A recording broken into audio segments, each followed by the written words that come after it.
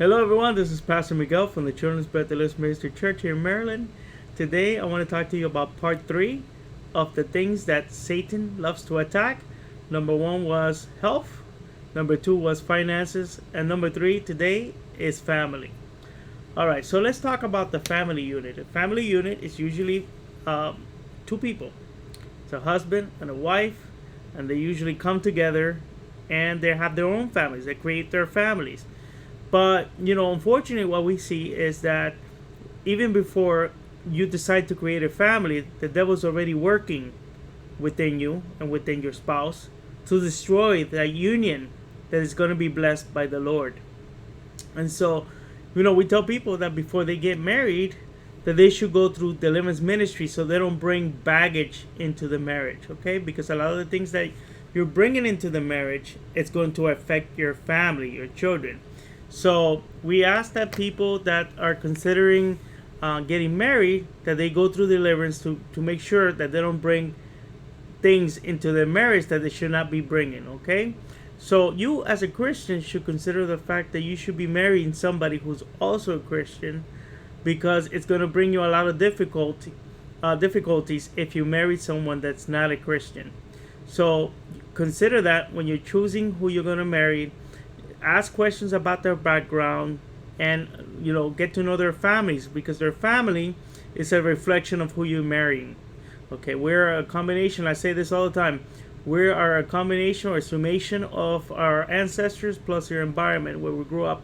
So by looking at their parents, you could more or less tell who you're going to be marrying. Okay. Unfortunately, a lot of people have fake faces when they first meet and they're trying to court somebody to get married. And as a result, as soon as they get married, things change. That's very common with the spirit of Jezebel, where the person's really, really nice, and then you get married, and they gotcha, and suddenly they change. Okay. So the next step is the enemy loves to attack children, and the best place to get a child to enter a child is in the womb. And the spirit goes in. The first spirit that goes in is the spirit of rejection, and I tell you why. Because a lot of times when people first get pregnant, it wasn't planned. And as a result, what happens is, they start saying things like, well, are we ready for this? I don't think we're ready for this. And the spirit of rejection enters the child. So the child, conception, the parents find out that they're pregnant. And what happens is, start rejecting the child. And the spirit of rejection enters the child. So these are ways that the enemy enters into families, destroy the family, because the enemy knows that by destroying the family, he could have access to everyone within the family. All right, so what happens next? Okay, so you could be, if you don't take care of these spiritual things before you get married, you're going to go into a marriage, and then as time goes by, you're going to have difficulties within the marriage. There's going to be things that are hard to deal with your partner, because you're getting used to someone new in your life, and you're not used to having somebody else there helping you make decisions. So at first things are going to be difficult, and so you need to be, your whole marriage needs to be based on biblical principles, so that when difficulties come by or happen, you could look at the biblical principles of the Bible and how to deal with issues that you will encounter in marriage. Okay, you should have a pastor. Your pastor, you should be able to confide in your pastor and ask your pastor to help you in situations between your wife and yourself, and you should be able to come to conclusions together, and you should be of one mind in everything you do.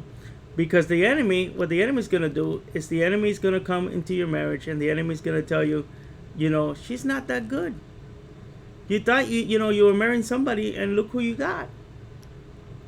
And the whole purpose is to destroy the family and to get access to your children. Because as soon as you start looking, because you don't feel like your wife or your husband is good enough, and the devil's throwing these other people your way, what's going to happen is you might start thinking, maybe she's not what I thought she would be. Maybe this person will be better than my wife. Or instead of working together to fix your problems, right? To fix your problems, to look at biblical view of marriage, and to try to solve your problems immediately in this date of age.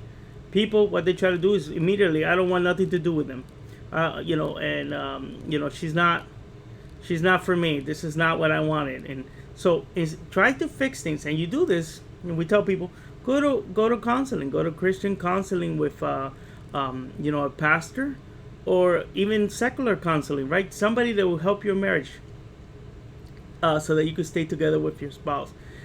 Because as soon as that separation happens, that divorce happens, children start feeling such things as abandonment, rejection, guilt, and shame, and as a result, your children will be tormented for the rest of your life, for their life, because immediately they don't, as they get older, then they start having questions in regards to their own marriages and their own ability to get married to someone, because they feel, is this person going to cheat on me, or is this person going to leave me?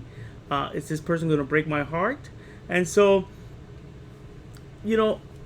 these things are all things that need to be addressed within a family. A family should be an army.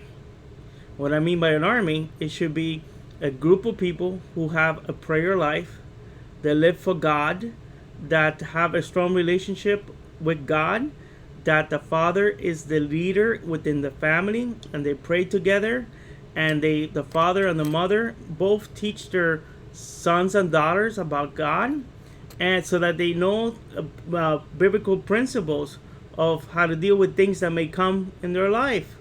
So, because why? The enemy will always try to put their belief system, or not only the belief systems, but their morals, whatever morals they may have, into your child. For example, they may try to introduce perversion into your family by the use of TV, internet, and such things. So it's up to you to teach your child, even if they see those things, that these things are wrong, and they have to be rebuked, and not only rebuked, but not be part of it, because we're not supposed to be dealing with anything that's not of God.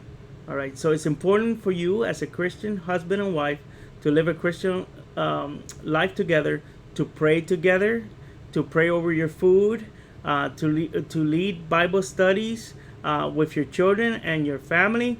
Why? Because when you do that, your family stays strong together in Christ Jesus, and the enemy has no chance to get to your family. But if you start living in the world or in the flesh, that's when the problems come. The problem comes when you turn your face away from Jesus Christ. So you, as a head of the family, as a male, as the father of the family, you need to make sure that your family is following these biblical principles, right? The Bible tells you that you should teach your children from the beginning which way to go, so that when they get older, they do not deviate from that. So you are a combination of your DNA plus your environment. So if you teach your children the right way, when they get older, they will not deviate from that. So anyways, I hope this helped you. This is a short video because I'm going to place this also on TikTok, and I have to keep it short, but there's so much more I could say. But thank you anyway for watching. I hope this helped you. God bless you guys, and we'll talk to you soon. Bye-bye.